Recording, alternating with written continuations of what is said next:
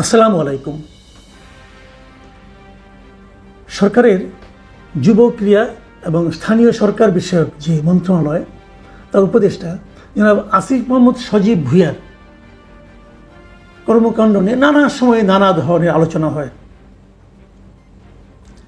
এবং নানা বিতর্কে অথবা নানা আলোচনায় উনি থাকেন। এই উপদেষ্টা মণ্ডলীতে আমার বিবেচনায় সবচেয়ে অনভিজ্ঞ এবং সবচেয়ে কম বয়স্ক ব্যক্তি এই আসিফ মাহমুদ সজীব ভূঁইয়া।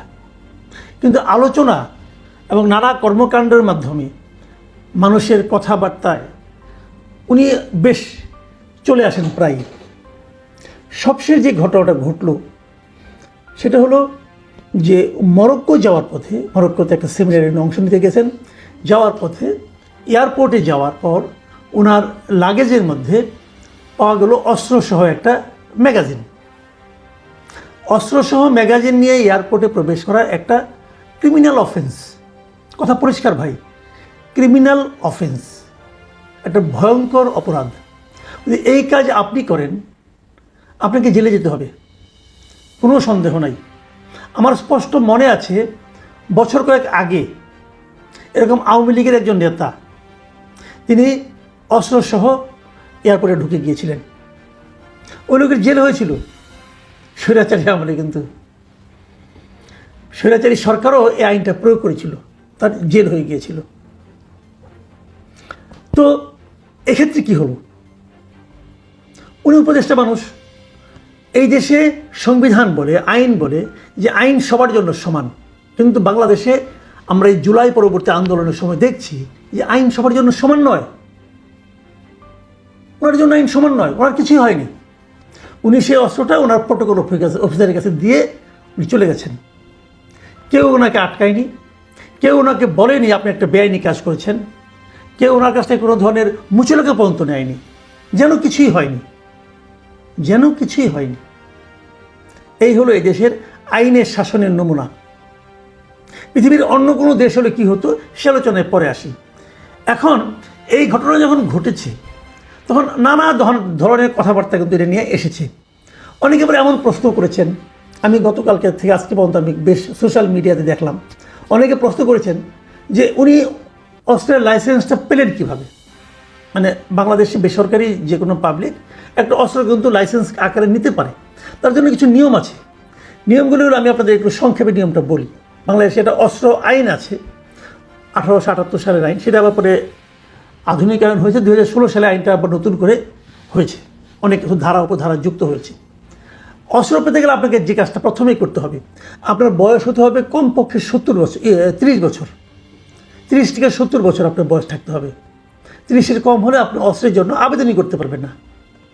2 নম্বর যে ধারাটা লাগবে সেটা হলো, যদি আপনি ছোটো অস্ত্র নেন, স্মল আর্মস, পিস্তল, রিভলভার, সেক্ষেত্রে আপনার অর্থনৈতিক সচ্ছলতা এমন থাকতে হবে যে আপনি প্রতি বছর কমপক্ষে 3 লাখ টাকা আয়কর দেন। যে 3 লাখ টাকা আয়কর দেয় তার আয় কত হতে পারে ধারণা করতে পারেন। তো আপনার বাৎসরিক আয়কর হতে হবে মিনিমাম 3 লাখ টাকা। এইভাবে আপনি বিগত 3 বছর আয়কর দিয়েছেন সেই সার্টিফিকেট আপনাকে আপনার অ্যাপ্লিকেশনের সঙ্গে জমা দিতে হবে। এটা হলো অস্ত্র পাওয়ার একটা ন্যূনতম যোগ্যতা। এরকম যোগ্যতা সবার থাকলে সবাই অ্যাপ্লাই করলে সবাই অস্ত্র পাবেন তা কিন্তু না। তারপরে সেটা আবার জেলা প্রশাসন তারা বিচার বিশ্লেষণ করবেন, তারপরে দেবেন। তো আসিফ মাহমুদ ভূঁইয়া কীভাবে অস্ত্র পেলেন? ওনার বয়স তো 26 বছর, আর ওনার 3 লাখ টাকা আয়কর দেওয়ার অ্যাবিলিটি আছে বলে আমি বিশ্বাস করি না। কারণ উনি কয়েকদিন আগেও বেকার ছিলেন, লেখাপড়াও বিশ্বাস করেননি তখনও। তো উনি কী করে দেবেন? ওনার ইনকামটা কী? কাজে এই দুটো পয়েন্টে ওনার সে অ্যাবিলিটি নাই।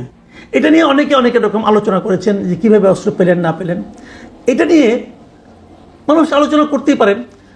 আসিফ মাহমুদ সজীব ভূঁইয়ার যে ভেরিফাইড ফেসবুক পেজ, তার যে অ্যাডমিন মানে উনি, আমি মনে করি যেহেতু ওনার ভেরিফাইড, এখানে উনি আজকে একটা স্ট্যাটাস দিয়েছেন।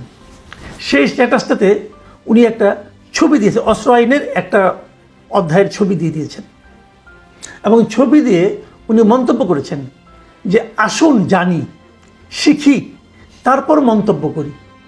ডিফেম করাই যদি উদ্দেশ্য হয় তাহলে অজ্ঞ থাকুন, ধন্যবাদ।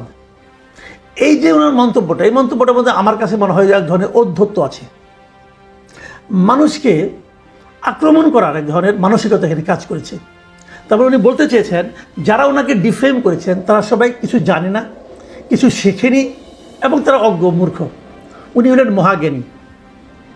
এই মহাজ্ঞানী উপদেশটা জনগণকে এক দফা জ্ঞান দিয়ে দিলেন। হ্যাঁ, উনি কি বলেছেন সেটা আমি ওটা আপনাদেরকে একটু ধারণা দিতে চাই আমি, যে আসলে একটা আইন আছে। আইনটা কি? এই অস্ত্র আইনের 32 নম্বর ধারায় বলা হয়েছে বিশেষ প্রাধিকার। মানে ওই যে আমি দুটো আইনের কথা বললাম, যে বয়স 30 হতে হবে মিনিমাম, ইনকাম ট্যাক্স দিতে হবে, ওই দুইটা বিষয় প্রযোজ্য হবে না কিছু লোকের জন্য। এটা হলো বিশেষ প্রাধিকার, মানে বিশেষ একটা অধিকার আছে। কাদের এটা? স্পিকার, ডেপুটি স্পিকার, মন্ত্রী, প্রতিমন্ত্রী, উপমন্ত্রী ও সমপদ মর্যাদা সম্পন্ন ব্যক্তি। মানে উনি এই সমপদ মর্যাদা সম্পন্ন ব্যক্তি একজন হিসেবে উনি আছেন। উনি মন্ত্রীর সমপদের মর্যাদা সম্পন্ন একজন ব্যক্তি। অতএব ওনার জন্য ওই 30 বছরের নিয়মটাও প্রযোজ্য নয় এবং ওই ইনকাম ট্যাক্সের ব্যাপারটাও প্রযোজ্য নয়। তো সেক্ষেত্রে উনি অস্ত্র পেতে পারেন লাইসেন্স হিসাবে। এটা উনি জনগণকে জানালেন, খুব ভালো। জনগণ জ্ঞান অর্জন করবে, সেটাও ভালো। কিন্তু আসিফ মাহমুদ সাহেব, আপনাকে আমি একটা কথা বলি, আপনি যখন জনগণকে জ্ঞান অর্জন করতে দিলেন, তখন জনগণ কিন্তু আপনি যতটুকু দেখাবেন ততটুকু পরেই থেমে যাবে না, তারা আরও একটু পড়তে চাইবে। যেমন আমি নিজে অস্ত্র আইনটা জানতাম না, আমার জানার কোনো প্রয়োজন পড়ে নাই। আমি কখনো ভাবিনি যে আমি অস্ত্র নিব, আর যদি ভাবতামও আমি নিতে পারতাম না। আমি প্রতি বছর 3 লাখ টাকা আয়কর দিতে পারি না, আমার এত ইনকাম না। কিন্তু আমি পারতাম না, আমি তো মন্ত্রীও না, কিন্তু ওটাও আমি বিশেষ প্রাধিকারও আমি পেতাম না। তো আপনি বলাতে আমি এটা পড়েছি। 32-এর পরে হয় 33 নম্বর ধারার 33-এর খ, সেখানে কি বলা হয়েছে জনাব আসিফ মাহমুদ? এটা কি আপনি জানেন? এটা কি পড়েছেন? এটা কি শিখেছেন? আপনাকে আমি একটু শেখাই কি আছে ওখানে। 33-এর খতে বলা হয়েছে, বিদেশে অবস্থানকালীন সময়ে লাইসেন্সকৃত অস্ত্র সংশ্লিষ্ট জেলা মালখানা থানা সেফ কিপিং লাইসেন্স প্রাপ্ত প্রতিষ্ঠানে জমা রাখতে হবে। আপনি কি এখন বিদেশ যাচ্ছেন মরক্কোতে, আপনি কি আপনার অস্ত্রটা এই যেখানে রাখতে বলা হয়েছে রেখেছেন?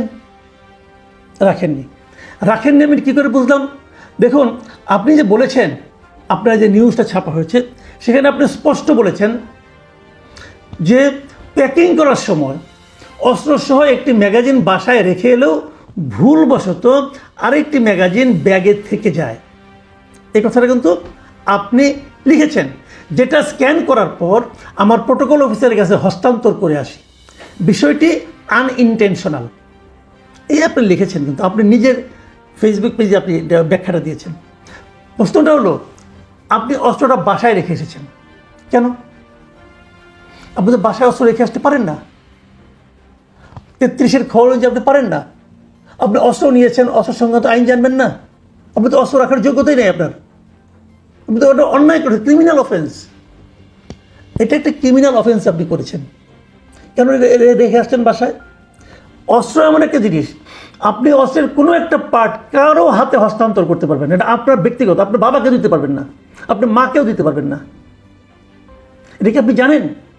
আপনি তো জ্ঞান অর্জন করার জন্য জনগণকে মাঠে নামাই দিলেন। জনগণ কিন্তু মাঠে নেমে গেছে। আমার মতো লোক যখন নামছে, অনেক লোকে নামছে। তো জ্ঞান অর্জন করতে পারলাম যে আপনি একটা ক্রিমিনাল অফেন্স করছেন। তারপর আপনি কী করছেন?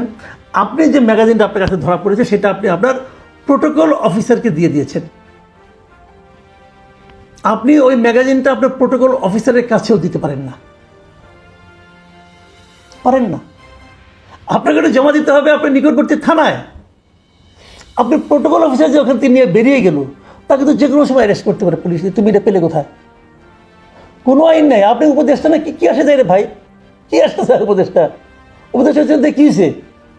আপনি বাই চান্সই উপদেষ্টা হন আর নির্বাচন করেই হন, যেভাবেই হন, বাংলাদেশের আইন অনুযায়ী আপনার এই উপদেষ্টা মূল্যের কোনো মূল্য নাই যদি আপনার হাতে একটা এরকম বেআইনি অস্ত্র থাকে। আর উপদেষ্টার অস্ত্র বলে যদি প্রোটোকল অফিসার নিয়ে যায়, তার তো জীবন রিস্ক। এখন ওটা চিন্তাই হয়ে যেতে পারতো। আপনি কী করলেন বলেন? আইন মেনেছেন? আপনারা আইনকে কী মনে করেন? আইন কি আপনাদের পকেটে থাকে চীনাবাদাম? ইচ্ছা হলো খাইলাম, ইচ্ছা হলো ফটো এলাম, ইচ্ছা হলো কাউকে দিয়ে দিলাম। এটা শেখ হাসিনা করতো, তাকে আমরা স্বৈরাচারী বলতাম। আপনারা তো তার চেয়ে বড় স্বৈরাচারী হয়ে গেছেন।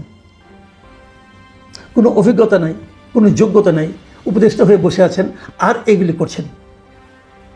কয়েকটা কথা বলি, কতগুলি আইনগত দিক দিয়ে আলোচনা করলাম, যেহেতু আপনি পড়তে বলেছেন বলে পড়েছি ভাই। আরও কয়েকটা কথা বলি যেগুলি নৈতিক একটা বক্তব্য দিয়ে আপনার সঙ্গে আলাপ করতে চাই। সেটা হলো, একটা অস্ত্রের দাম কত? আমি যতটুকু জেনেছি, একটা আপনার বোধহয় খুব সম্ভবত স্মল আর্ম, যতটুকু আমরা বুঝতে পেরেছি, পিস্তল অথবা রিভলভার কিছু একটা হবে। অ্যাভারেজ দাম হলো 2 থেকে 2.5 লাখ টাকা। দামি, আরও দামি আছে। আপনি 2 থেকে 2.5 লাখ টাকা পেলেন কোথায়? আপনি কী এমন সম্পদ আছে? আপনি জমিদারের পুত্র নন, এটা আমরা জানি। আপনার বাবা যে স্কুল শিক্ষক, এটাও আমরা জানি। আপনি কোথায় পেলেন? আপনি কয় টাকা বেতন পান? আপনার মান্থলি ইনকাম কত টাকা বলেন, আপনি আমাকে বুঝান। আপনি আর কি করেন চাকরির বাইরে? টিউশনি করেন? তা তো আর করতে পারবেন না। উপদেষ্টার পদে টিউশনি করতে পারবেন না। আপনার বৈধ ইনকাম কত বলেন? এই বৈধ ইনকাম দিয়ে আপনি 2.5 লাখ টাকা খরচ করে কিনতে পারেন। এক একটা গুলির দাম 5,000 টাকা, আমি খবর নিয়েছি। রিভলভারের একটা গুলির দাম 5,000 টাকা। 2 ম্যাগাজিন ভর্তি গুলি। আপনি কোথায় পেলেন টাকাটা? আপনাকে আপনার বন্ধুবান্ধব দিয়েছে? হ্যাঁ, আমরা জেনেতাম যে মন্ত্রী হলে পরে বন্ধুবান্ধব অনেক কিছু দেয়। ওবায়দুল কাদেরকে অনেক কিছু দিত। তো আপনি কি সেরকম মন্ত্রী হয়েছেন? এই মন্ত্রিত্ব করার জন্য আপনাকে পাঠানো হয়েছে? একটা আন্দোলনের মাধ্যমে আপনারা গিয়েছেন। মানুষ আশা করে যে আন্দোলনটা, যে জনগণের আন্দোলন ছিল, সেই জনগণের যে চিন্তা চেতনা, তার প্রতিফলন আপনাদের আচরণে ঘটবে, সেটা তো ঘটেনি। আচ্ছা, আপনার অস্ত্রের দরকারটা কেন? নিরাপত্তা। আপনাকে তো গার্মেন্ট দেওয়া হয়, সরকারি ব্যয় আপনাকে গার্মেন্ট দেওয়া হয়, অস্ত্রধারী গার্মেন্ট থাকে। তাহলে আপনি পার্সোনাল উইপেন দিয়ে কী করবেন? আপনি খুব এক্সপার্ট অস্ত্র চালনায়। কই শিখলেন? কবে শিখলেন? ট্রেনিংটা কবে নিলেন অস্ত্র চালানোর? বলুন। এই বিষয়গুলো কিন্তু মানুষের মনে, মুখে মুখে এই প্রশ্নগুলি ছড়িয়ে যাচ্ছে। যত ছড়াচ্ছে যতই আপনি জ্ঞানের কথা বলেন না কেন, মানুষ কিন্তু আপনাকে বিশ্বাস করবে না।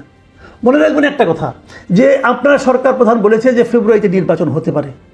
ফেব্রুয়ারি না হোক, এপ্রিল, মে, কবে হবে জানি না। যদি এপ্রিলেও ইলেকশন হয়, এপ্রিলের পরে আপনি কিন্তু পাবলিক। এপ্রিলের পরে আপনি একজন পাবলিক।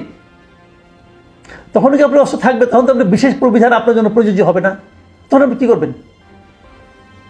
তখনও লোকে আপনাকে এড়ে ফেরাবে। এইগুলি মাথায় রাখতে হয়, দীর্ঘমেয়াদী চিন্তা করতে হয়, মানুষের সেন্টিমেন্টের কথা ভাবতে হয়। আপনারা ধরাকে সরাজ্ঞান করছেন।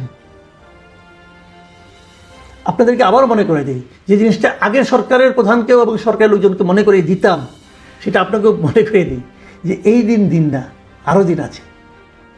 সেই দিনের কথা মাথায় রেখে যারা চলতে পারে, তারাই দীর্ঘমেয়াদে প্রকৃত রাজনীতিবিদ হতে পারে। অন্যরা হুমড়ি খেয়ে নর্দমায় পড়ে যায়। আপনার গন্তব্য কোথায়, এটা আপনার আচরণই ঠিক করে দেবে।